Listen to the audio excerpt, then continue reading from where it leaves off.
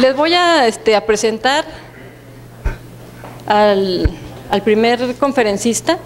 Antes, déjenme decirles pues brevemente la dinámica, ¿verdad? Vamos a pasar el primer conferencista, inmediatamente el segundo y la tercera, y hasta el final habrá una serie de preguntas, ¿sí? Ojalá muy directas, para que puedan salir a su espacio de comida y regresemos puntualmente a las 3 de la tarde, a las de las 3 conferencias de la tarde, ¿sí? A las 4 de la tarde. Se está citando un poquito antes para que no se vaya retrasando todo, ¿sí? Bueno, entonces el doctor Pascal David, muchos ya lo conocen. No podemos reducirlo, ¿no?, a filósofo, porque ustedes van a escucharlo, los que lo han escuchado se darán cuenta de esto, ¿verdad?, que no podemos como limitar las disciplinas.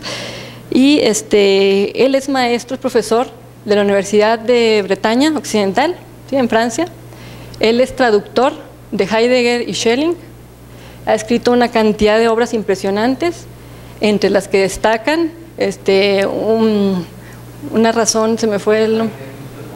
Sí, una razón más fuerte, Heidegger, una razón más fuerte, y este último que les acabo de mencionar, ¿sí?, muy recomendable, ¿sí?, Heidegger y el judaísmo. Pero como les digo, habla de la transmisión y de muchas cosas bellísimas, porque además lo hace de una manera esplendorosa este doctor, ¿sí? Entonces pues los dejo a continuación con el doctor Pascal David. ¿Quieres que se lo ponga aquí? Mejor, bueno.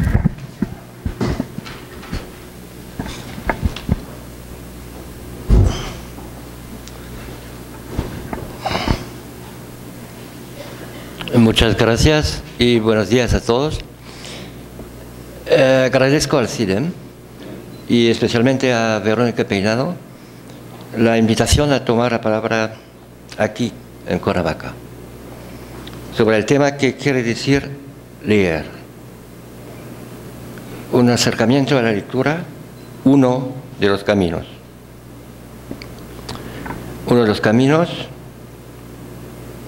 y no método, aunque se presente la palabra camino en el vocablo método, y no una ruta, sino un camino fuera de los caminos trillados. ¿Qué quiere decir leer?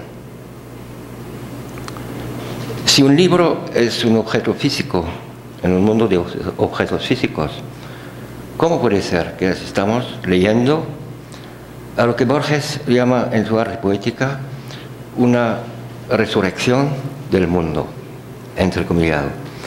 Una resurrección del mundo cuando las palabras, o mejor, la poesía que ocultan las palabras, surgen a la vida.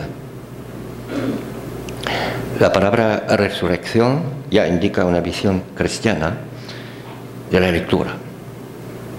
¿Qué hacemos leyendo cuando repasamos con los ojos los surcos trazados en una página, semejantes a los que traza el labrador en el campo, semejantes a esas hendiduras que se hacen en la tierra con el arado?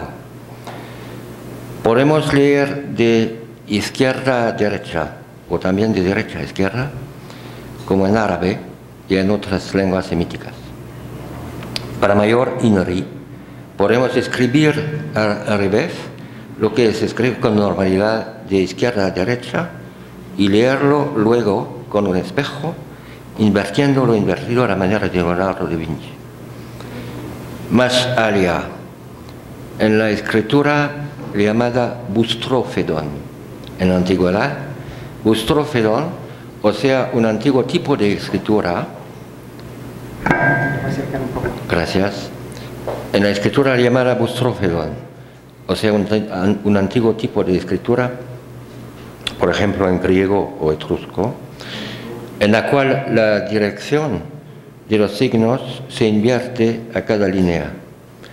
Volvemos a hacer el mismo camino que los bueyes con la labranza.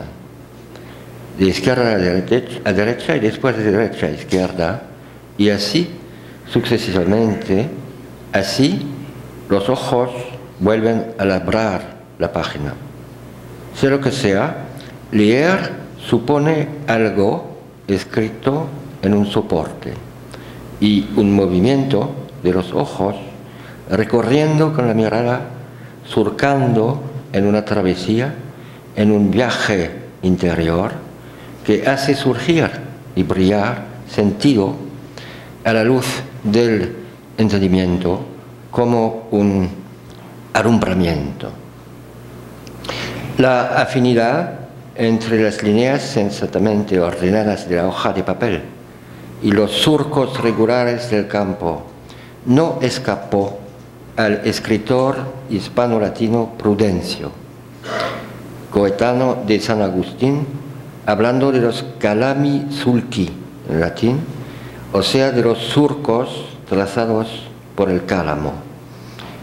El buey labrando el campo antes de la siembra, la mano que escribe, los ojos que leen y también el espíritu que se instruye cultivándose, vuelven a hacer el mismo camino desde la noche de los tiempos, o por lo menos desde la aparición de la escritura hace 5000 años, aparición a propósito de la cual se dice muy a menudo que de ella se arranca el paso de la prehistoria a la historia, 5000 años después del nacimiento de la agricultura.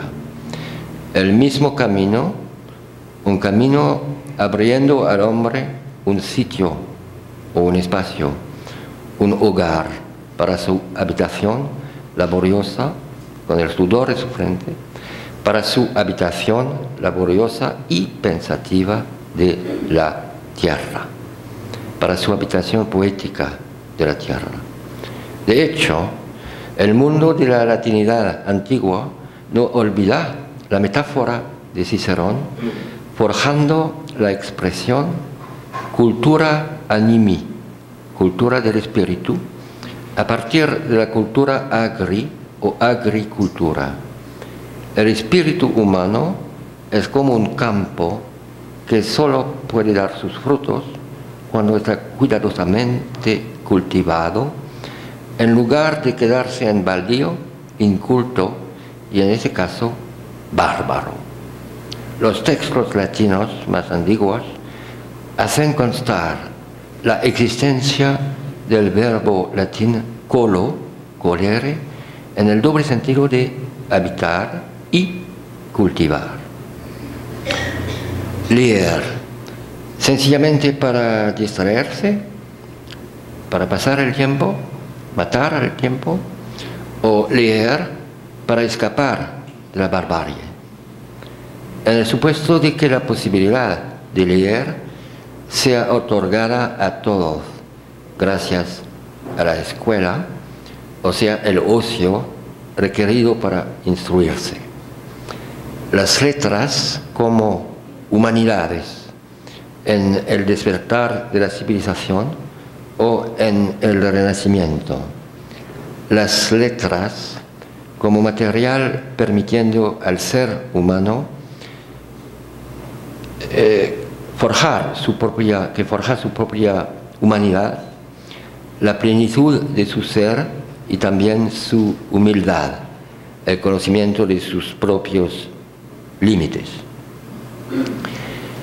Leyendo libros, pasamos páginas, hojas de papel, deshojamos los libros, seguimos en contacto con el mundo vegetal. Libro, del latín liber, significando primitivamente la parte interior de la corteza de las plantas que los romanos emplearon como papel. Leyendo, echamos raíces en la tierra, echamos raíces en el mundo. Dice Heidegger, el filósofo alemán, al final de su carta sobre el humanismo, que el pensar traza en la palabra surcos, Furchen en alemán, traza en la palabra el pensar surcos apenas visibles. Entrecomillado, son aún más tenues que los surcos que el campesino, con paso lento, abre en el campo. No tengo la pretensión de saber lo que leer quiere decir. Pero podemos buscarlo, buscando las palabras adecuadas para decirlo, intentando ir directamente al grano, como se suele decir. Por lo que a mí respecta, quisiera abordar nuestro tema, lo que leer quiere decir, no de manera lingüística, sino fenomenológica, destacando el fenómeno, lo que aparece sin saltar a la vista. A mí me gustaría destacar lo fenomenal en el fenómeno cuando leemos. ¿Qué quiere decir leer? Si nos atenemos a lo que sabemos, nosotros sabemos muy bien lo que leer significa y lo que quiere decir. Leemos libros, asistimos a conferencias donde se trata de libros, de la lectura, del leer. Vivimos en el mundo de los libros, frecuentamos librerías, compramos libros que leemos o no leemos. Algunos de nosotros somos muy leídos, en el sentido que hemos leído muchos libros, un mogollón de libros. Durante mucho tiempo, los hombres no dispusieron de libros o de muy pocos libros. Hoy estamos agobiados por los libros, demasiados libros. El filósofo Leibniz, aunque fuese un bibliotecario y un gran genio enciclopédico, vio en el exceso de libros, en la edad moderna, la posibilidad de una nueva forma de barbarie, cuando demasiados libros matan al libro. Leer más y más, vamos a más cantidad, no es forzosamente sinónimo de leer mejor. Pero no quiero irme por los cerros de Úbeda, volvamos a nuestro tema.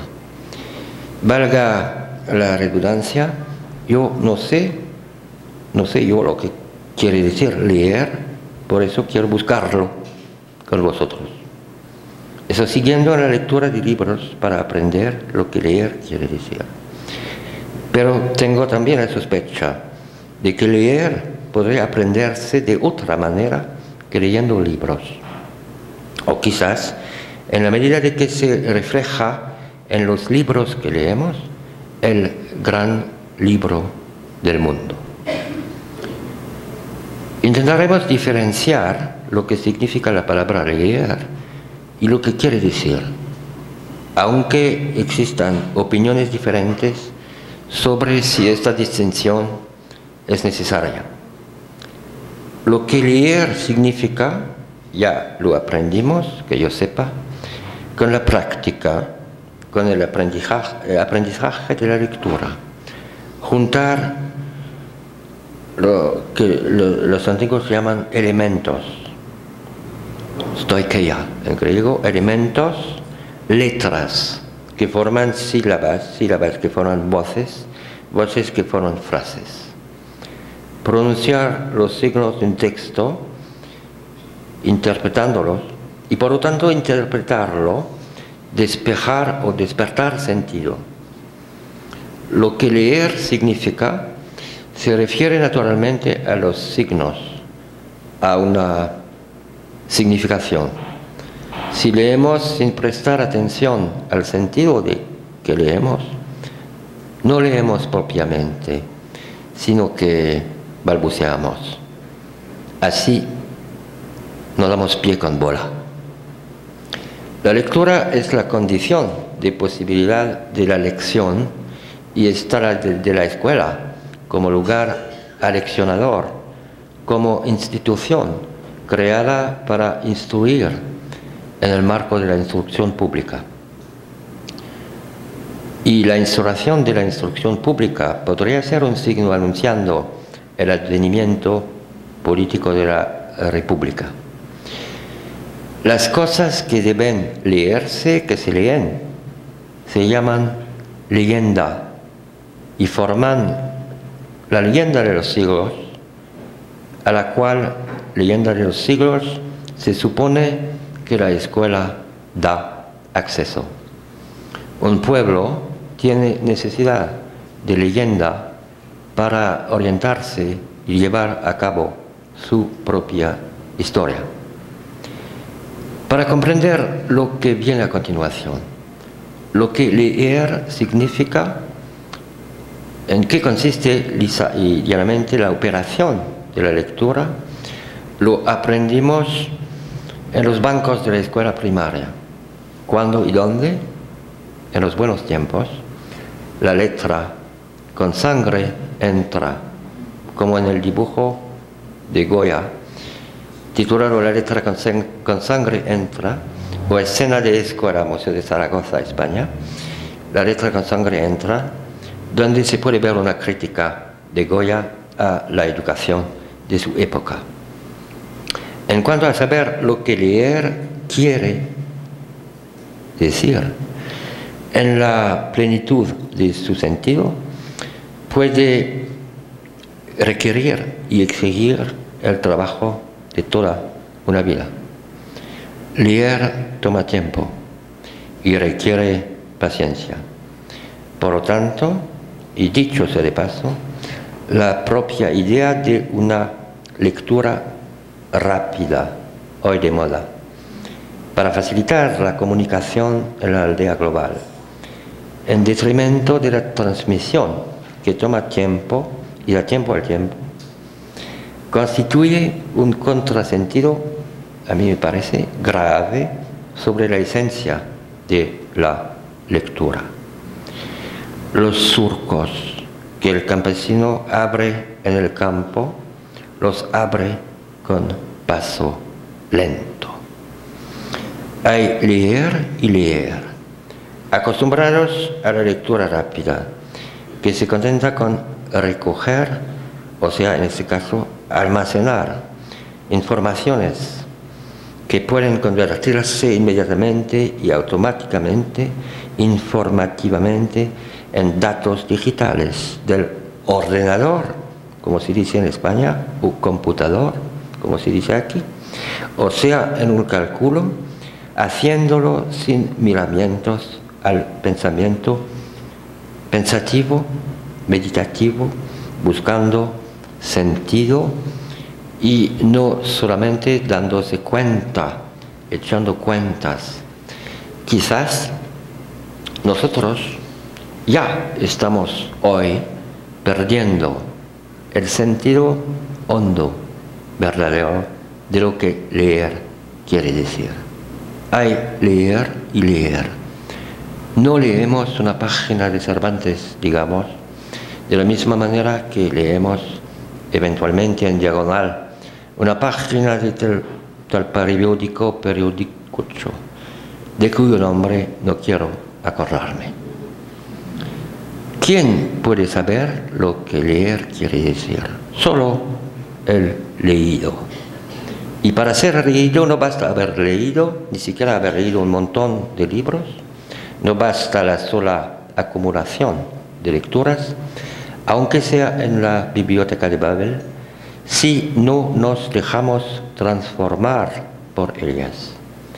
El drama de la mayor parte de los intérpretes consiste en eso, que no se dejan decir nada por lo que interpretan. Leer, o sea, dejarse interpelar por lo que leemos. A veces empezamos a saber verdaderamente leer en el momento en que nuestras propias fuerzas declinan, cuando estamos perdiendo vista, por ejemplo, cuando ya no podemos descifrar un texto. Así, el gran lector que fue el escritor argentino Jorge Luis Borges, antes de haber alcanzado la cumbre de su arte. Pero el lector muy leído, que ya no puede descifrar un texto, no cesa por esto de disponer de su poder de leer, en un sentido más hondo y misterioso, ciegamente, en una especie de ceguera sin ceguera, como un vidente que no ve. El que ya ha visto suficiente y entendido, ya no necesita ver todavía. Un ser leído sigue estando ensimismado por la lectura, aunque se quede ciego, ensimismado por la lectura y en los libros como en su propia ceguera. ¿En qué medida se encuentran el leer y el ensimismarse, como se dice muy bien en el castellano? ¿En qué medida el leer o la lectura despierta y desarrolla el sí mismo del ensimismarse? Eso queda por mostrar. Sea lo que sea, la figura del poeta ciego preocupa a la literatura occidental desde Homero. Lo que leer significa, ya lo sabemos. Y si no lo sabemos, basta con abrir un diccionario para aprenderlo. Bien, hagámoslo. Abriendo, por ejemplo, el diccionario de autoridades, publicado por la Real Academia Española como diccionario de la lengua castellana, en que se explica el verdadero sentido de las voces. Podemos descubrir, leyendo, como definición lo siguiente: leer, pronunciar lo que está escrito o repasarlo con los ojos. Pronunciar o repasar. Ya estamos aquí en presencia de dos sentidos en el diccionario del verdadero sentido de las palabras. Se encuentran además otras significaciones para leer, por ejemplo, enseñar públicamente alguna ciencia facultad, por ejemplo, en una universidad o en el CIDEM, comprender y penetrar el interior de alguno. Cita: atónita la monja, viendo que la madre la había leído todo su corazón, se arrojó a sus pies, dándole las gracias de haberla sacado del abismo de sus tristezas. Diversos sentidos, refiriéndose a las palabras latinas legere, docere y callere, o sea, leer, enseñar, ser astuto o sagaz. Por lo tanto, no hay un único verdadero sentido de la voz leer, sino varios. Se puede leer también algo en los ojos. Podemos leer la cara, podemos leer los labios y también podemos leer entre líneas. Podemos leer la hora, podemos leer un plano, podemos leer una partitura, leer el futuro en las líneas de la mano y podemos leer a alguien la cartilla. Los aruspices etruscos leían las entrañas de un animal sacrificado para obtener presagios en cuanto al futuro, al porvenir. El vocabulario, y eso me parece muy interesante, que el vocabulario de la escalada en roca habla de la lectura de la roca. Leer la roca, la lectura de la roca consiste en dibujar. La lectura de la roca consiste en dibujar con los ojos, con la mirada, un camino, un itinerario posible para el escalador. En el vocabulario filosófico se llama una construcción mentalis. Una construcción mental, dibujar con la mirada un camino posible para el escalador. Lectura de la roca. Podría ser el sentido primitivo de la palabra lectura, leer, la lectura de la roca. Sin letras, roca. Conviene repasar cuidadosamente las etapas de la curva semántica, como dice la lingüística, de la voz leer, o por decirlo de otra manera, seguir caminando sobre la senda marcada por su curva semántica, dejando brotar el camino del sentido cuando el sentido se hace camino. Seguir caminando sobre la senda marcada porque, como sabía el poeta Antonio Machado, caminante no hay camino, se hace camino al andar. Lo que podemos pronunciar cuando sabemos leer, hace falta en primer lugar poder repasar con los ojos, referido a signos escritos o impresos. Leer significa pasar la vista o el tacto por ellos para entender su significado. La vista o el tacto, cuando se queda uno ciego, puede aprender a leer en braille. Según el filósofo francés Diderot, en su carta sobre los ciegos, al uso de los que ven. Los ciegos ven con la piel, a flor de piel, o sea, gracias al tacto. Según Descartes, ils voient des mains, ven con las manos. Los ciegos leen a flor de piel, con las manos, y leer puede hacerse naturalmente con la voz, en voz alta, o con la piel, o con los ojos, pero en una mirada sin voz, silenciosamente. Repasando con los ojos lo escrito sin pronunciarlo. Se sabe que es muy importante que la práctica de la lectura silenciosa arranca de los principios de la Edad Media. En el libro 6 de sus Confesiones, San Agustín cuenta cómo, con gran asombro suyo, vio a San Ambrosio leyendo silenciosamente Tácite, callándose. Cuando leía, recorrían sus ojos las páginas cuyo sentido se tomaba a pecho encontrar, pero callaban su voz y su lengua.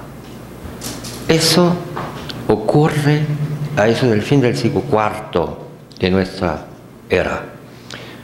No basta decir que la práctica de la lectura silenciosa arranca de los principios de la Edad Media. Lo que tenemos que decir es que asistimos así al nacimiento de la Edad Media. Asistimos así al nacimiento de la Edad Media con el surgimiento de una nueva manera de leer, como en la resurrección del mundo de Borges. Una nueva manera de leer, o sea, de relacionarse con lo que está escrito. Por lo tanto, este cambio en la manera de leer, o sea, la lectura en voz alta a la lectura silenciosa, marca el paso y la ruptura entre dos épocas, entre la antigüedad y la Edad Media. Por supuesto, el paso de la lectura en voz alta a la lectura silenciosa no se deja datar con precisión, como por ejemplo la conversión de Constantino en el 813 o la caída del Imperio Romano de Occidente. No pertenece a los acontecimientos según el recuento histórico del tiempo, sino a aquellos acontecimientos de los cuales el filósofo alemán Nietzsche dijo que llegan auf Taubenfüßen, a paso de paloma, sin avisar, o como se dice en México, sin decir aguas.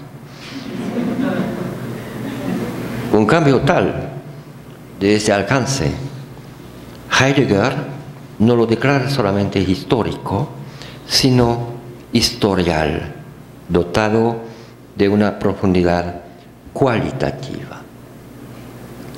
Sin embargo, se ha roto así el encanto de la palabra antigua griega y latina inseparable del canto, de su música, de su vibración sonora, como en el mito de la ninfa Eco, que muriéndose acabó por ser una voz en la cual se convirtió. La lectura griega de una palabra que no puede ser otra que griega es estrechamente solidaria de la repercusión sonora del renombre del nombre de lo que los griegos llaman su kleos, renombre del nombre, y por lo tanto de su relación a la música, entendida como dimensión de la musa encantando. Llamar, nombrar y lanzar un llamamiento. Pero este cambio, haciendo su duelo de la lectura en voz alta, no consiste sencillamente en pasar página en el gran libro de la historia. Ruptura quiere decir aquí profundización de lo que está en juego en la lectura. De hecho, si prestamos bastante atención a la historia de la voz leer, a su senda marcada, nos damos cuenta de que se desarrolla como una interiorización de lo que está en juego con el leer, pasando del pronunciar a repasar con los ojos, abarcar con la mirada y sin voz lo escrito. La Edad Media quiso ser una edad de interioridad, caminando o peregrinando del foras al intus, o sea, del fuera al dentro, volviéndose hacia el homo interior, el hombre interior, y encargándose de él. Se vuelve la lectura un ejercicio espiritual, una meditación del dicho al pecho. La intelección del intelecto se entiende en la Edad Media como intus lexio, intelección, intus lexio, o sea, lectura, recogimiento de lo que está por dentro de nosotros. El camino medieval va de la voz a los ojos, repasando lo que está escrito, y de los ojos al corazón. De la voz a los ojos y de los ojos al corazón. El corazón designa aquí en qué se recoge el ser humano en cuanto a lo esencial. Sin embargo, vuelve a encontrar así el primero sentido del leer en la antigüedad, el leer como recogimiento. No obstante, en aquel entonces la plenitud sonora de la palabra, el leer como recolección en sí mismo. Así, el recogimiento no se confunde, no puede confundirse con un almacenamiento de los computadores. Leer viene del latín legere, coger, recoger, recolectar, y a partir de ahí leer. Podemos leer en la medida en que podemos ensamblar, en este caso letras, ensamblar con los ojos, como ensamblar puntos en la roca, en la lectura de la roca.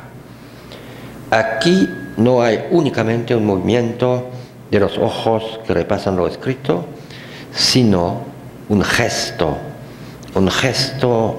espiritual del ser humano recogiendo en lo que está escrito algo que da un sentido a su presencia en el mundo y también a su propio ser, en sí mismarse. El sentido surge y brota de la recolección, del recogimiento, de la cosecha, de lo que es, escrito o no, en el gran libro del mundo. Así, todavía no sabemos lo que leer quiere decir, aunque podamos tener una corazonada de la riqueza que se alberga en ese gesto de recogimiento del sí mismo, del mundo y en el mundo. Leemos el mundo si logramos ensamblarlo dando sentido a él. Leemos el gran libro del mundo en la medida en que este gran libro nos lee. Básicamente, solo puede leer un ser como nosotros, capaz de articular el mundo de los fenómenos, lo que aparece, lo que se da, lo que se encuentra, según una discursividad primordial, cuando el mundo se hace discursivo, o cuando lo visible se hace legible. La lectura siempre presupone la legibilidad del mundo. Podemos leer buscando sentido en el mundo y en nuestra presencia al mundo, porque el mundo es legible, porque lo visible se deja convertir en lo legible. Lo legible se hace ver en el mundo que aparece, que surge en su resurrección, como dice Borges. El ser en el mundo que presupone la lectura pertenece a las estructuras que el pensamiento de Heidegger en el siglo XX llama las estructuras ontológicas de la existencia, entre otros, como por ejemplo la palabra, el ser con otros, con el prójimo, el ser hacia la muerte. Todo eso en el mundo de la preocupación, quiere decir del tener que ser y de ser sí mismo, y solo por lo tanto del tener que hacer en los así llamados quehaceres. Si me gusta, como si no, tengo que ser él o la que soy, o ambos. Resulta que encontrámonos en el mundo como muchos otros seres y muchas otras cosas que nos rodean y que se encuentran también en el mundo. Pero eso no basta para determinar la especificidad de la existencia entendida como manera específica para el ser humano de desplegar su propio ser. Vivimos en el mundo como todos los seres vivos y tenemos que existir en él, o sea, desplegar nuestro propio ser, que tenemos que ser en él y en la convivencia con otros. Tenemos que desplegarlo en la dimensión del tiempo, desde la cuna hasta la tumba, desde el nacimiento hasta la muerte. El ser humano, según Heidegger, el ser humano es un ser al que le va su ser en su ser mismo, un ser al que le va su ser en su ser mismo, sentido de la preocupación y de la solicitud. Leyendo, intenta cada uno de nosotros entender juntamente el mundo al cual pertenece y sí mismo, abriéndose al mundo, caminando hasta su sí mismo. Leer o dejar, procurar, dejar que el mundo se haga sentido. Y en eso consiste exactamente, al fin y al cabo, lo que llamé lo fenomenal, el fenómeno de la lectura, o sea, la aparición del mundo en su posibilidad de ser leído, de su legibilidad, o de un mundo portador de sentido. Así puede el ser humano desenvolverse gracias a los surcos, a las huellas de su presencia en el mundo, la escuela de la vida. Es el aprendizaje de la legibilidad del mundo. Y existe una constelación, un conjunto de estrellas entre letra, leer, lectura, literatura y también cultura. La cultura no es el asunto de los números, de la cantidad, sino de las letras que forman nombres. Gracias.